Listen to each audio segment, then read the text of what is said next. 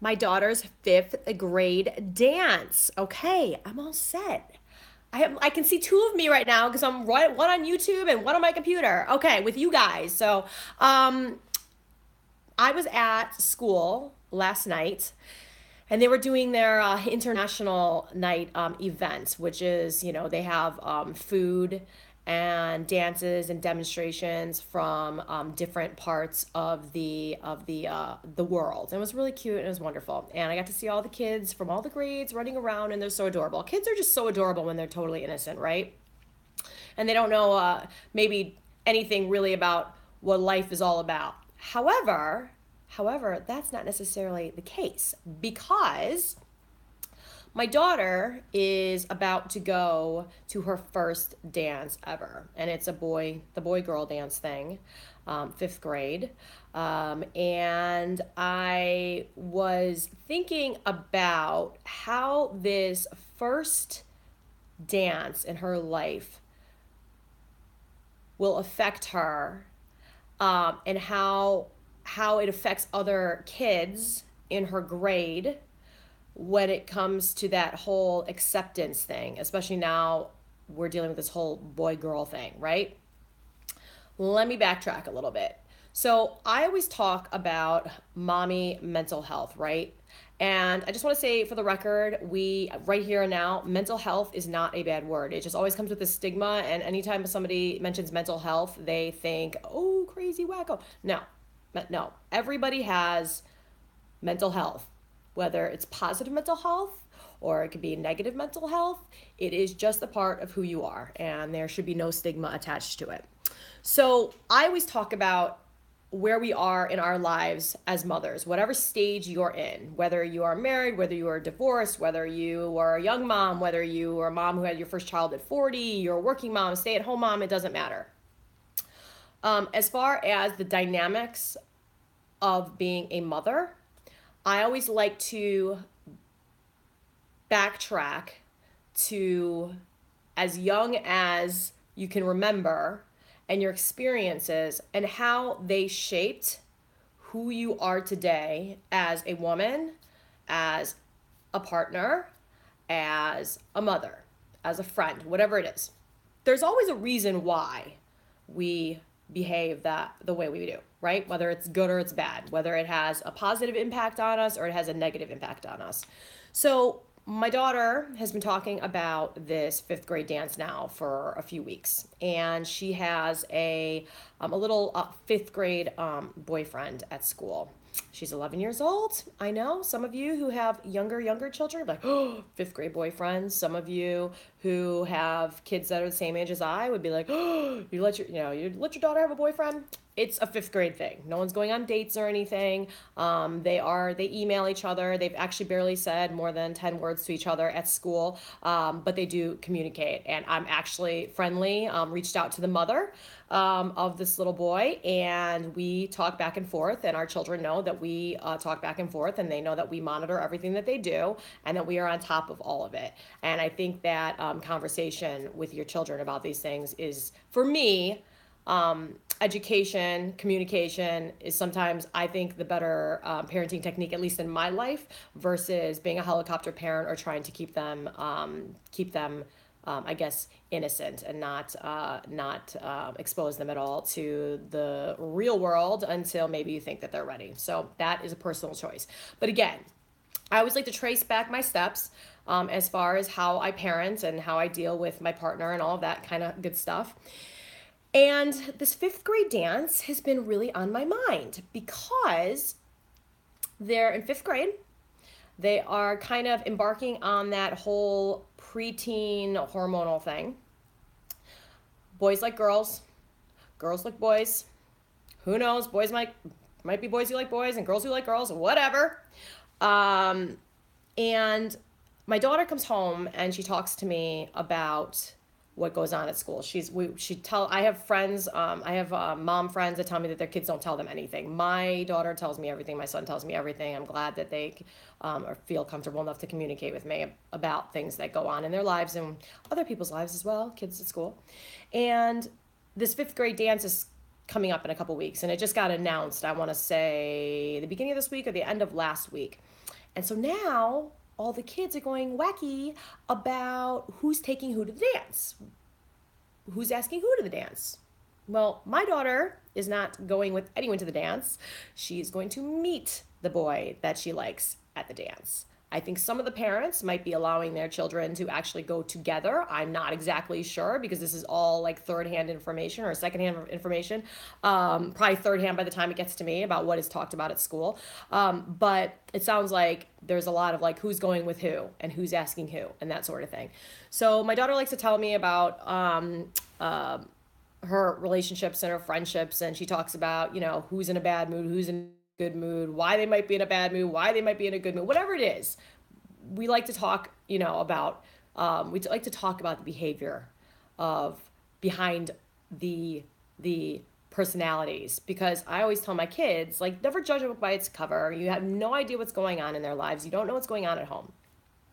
So now with this fifth grade dance, there's a little bit of drama going on because somebody asks somebody says no, and then that person that maybe got rejected, whether it was a boy or a girl, now they get asked by somebody else, or they go ask somebody else, and it's now starting as far as this whole feeling of insecurity and not being liked by somebody of the opposite sex.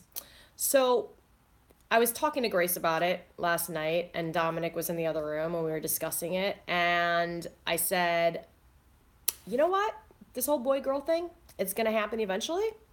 So if it's going to happen now because of this dance, and just because they're getting to that age, then so be it, right? I can't prevent that. I could try again. I could try to block my child as much as possible from being exposed to that too early, but it is what it is. So I said I was just like a little disappointed. I think that as far as these dances, fifth, sixth, seventh grade, that I think that there should have been some sort of rules put into place, and no judgment to anybody who was organizing this. It was just a thought of mine, because I don't think we think about these things. We don't think about these things when we're putting them together. And I don't think anybody thought of how it affects these kids to have their first dance at school, and the whole boy-girl dynamic, okay? And what would happen, or how our kids would feel if, say, the person that they had a crush on or liked didn't like them. And now it's like very blatant, because now they're trying to ask each other on a date, and they're like outwardly getting rejected at school because everybody knows about it. And at least at our school, it's a pretty small school, so they all talk about it back and forth. And then, again, you get rejected, and then find out your little 11-year-old friend is, that you like, is going with somebody else. And I just think, like, God, that sucks, right? That sucks at that age. I never went through that because I was like a big nerd. I was an outcast. I can't even remember if we had a fifth grade dance or not. I know we had an eighth grade dance, but we definitely did not have a fifth grade dance. And I went to a Catholic school, so I can't even imagine. They probably would have definitely kept us all separated. But I didn't really go to any like dance, like boy girl going on a date dance type of deal until like homecoming of freshman year. So I think to myself, like, as a parent, and we as the adults and the teachers, and we're trying to help them steer their own ship, and sometimes we forget that they are actual, they're like human beings, right?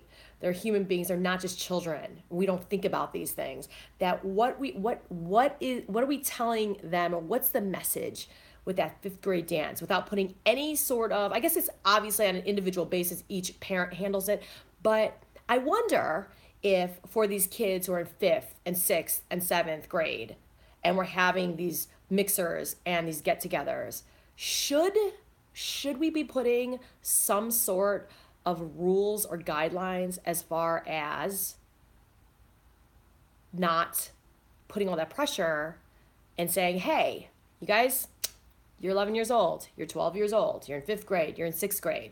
You're going to go with your friends. I'm going to drop you off. If there's a boy you like, that's great. Like, you want to go to the dance and dance with your little friend, that's fine.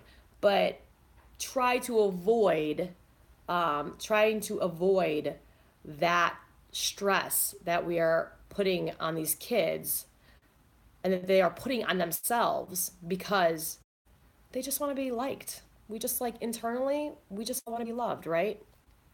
So that was just my thought for the day. If I could offer any advice if you're going through this or this is something that you're not even dealing with, but like you're listening to me and you think, oh, I'm going to have to go through this eventually. Um, you can't rage against the machine. It is what it is. I always talk about how it is our responsibility sometimes to be more mindful, I think now in 2018, and to rewrite the story, changing the landscape for our children. And this was one of those things that just came to mind about the fifth grade dance. Why don't we just tell our kids when we set up these mixers, say, hey, listen, you're just gonna go with your friends. I'm gonna drop you off, or you're gonna go with one of your girlfriends, or you're gonna go with one of your boyfriends. And even if you're going, they can go with their guy friends or their girlfriends and like mix together because like my son hangs out with more girls than he does with boys. But as far as this whole like, I like you, we're going to dance together, I'm gonna pick you up, it's a date. I just wonder if it's just too much too soon. You can't avoid it. Again, they're at an age, hormones are raging or starting to, and they're going to like each other, and you can't stop that. But as far as having control over, say, like this fifth grade dance thing, I wonder if we should set those guidelines so we can at least help our children not to start off at such an early age with that whole feeling of rejection or insecurity, if that makes sense. Now, I know some of you might say, "Oh, well, we are being too sensitive. This is part of growing up. This is part of life, right?" I think it is. I think it is. I think there's just some things that we just can't really control. But I do think that there's something to be said for being mindful of these things because, like if you look at yourself now, right, and you look at the way that you deal with people in general, okay, your partner, your children, the way that you deal with things internally,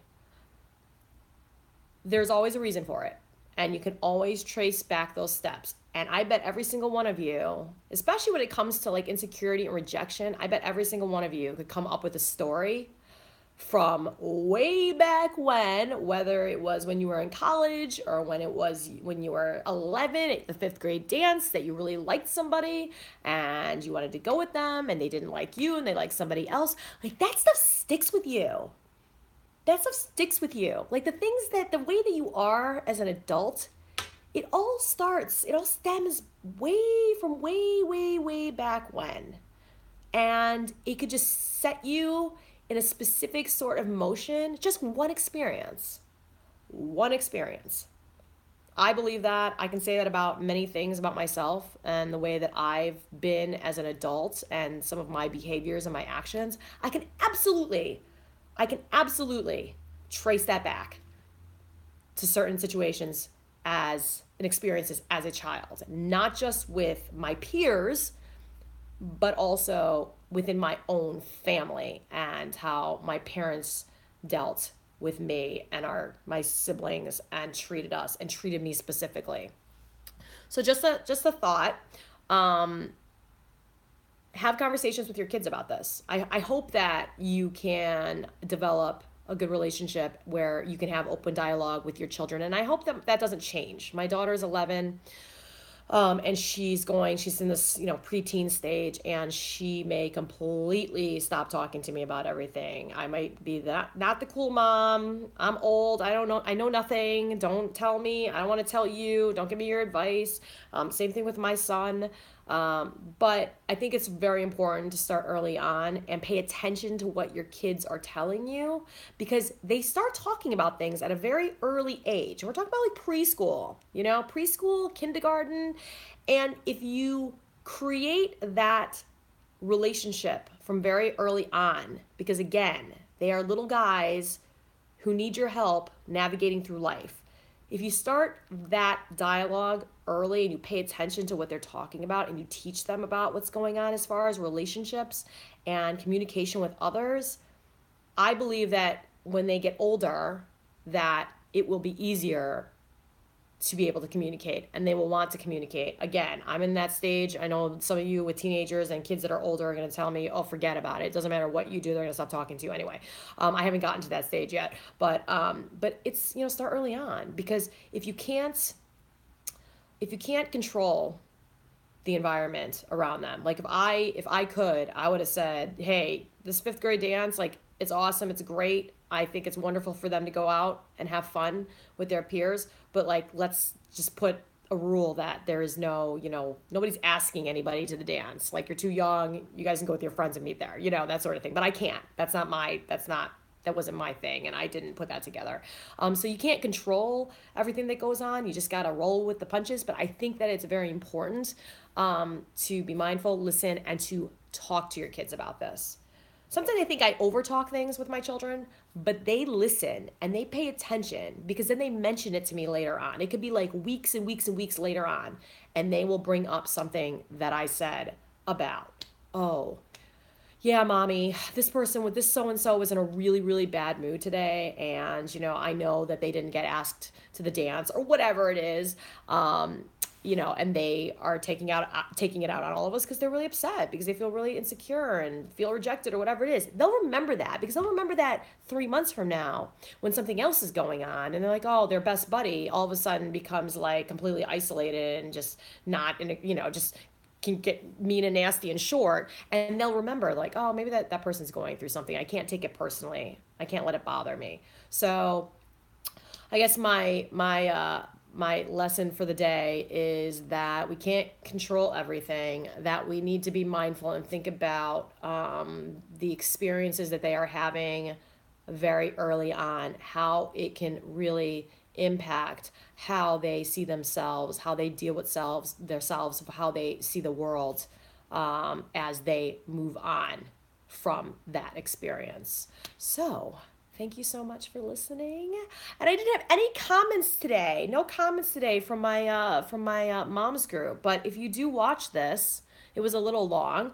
I hope you will comment, guys. If you can, subscribe and like my YouTube channel. I'm trying to get all this wonderful light and love and advice and support out there to the world. I said the other day, I'm not here to tell you how to parent. I'm not. I'm just here to help you figure out how to get through it without completely losing your mind. Not going to your local mental health facility for a vacation, or hopefully not getting divorced. Not saying there's nothing wrong with divorce, but I'm just saying I don't think any of us ever plan on it or ever want to. If that's part of your journey, it's part of your journey. But I think that, I would say at least 50% of us would like to not go down that road. And I think that sometimes there are things that we can do as far as our own mental health and taking care of ourselves so we don't get there. And then also not wanting to completely strangle your children sometimes, because they can drive you absolutely crazy. I don't care who you are or what you say or how much you love your children or how much you love kids or think they're very cute. But let me tell you, I know it and you know it, that they can drive you nuts. And that is what my timeout is all about. We just want to help you get through it. So have a wonderful day. And for my moms in the North Jersey area, please keep an eye out on our calendar, because we have a lot of really cool things going on, and there's going to be more cool things going on. So keep an eye out. I'll talk to you later. Bye.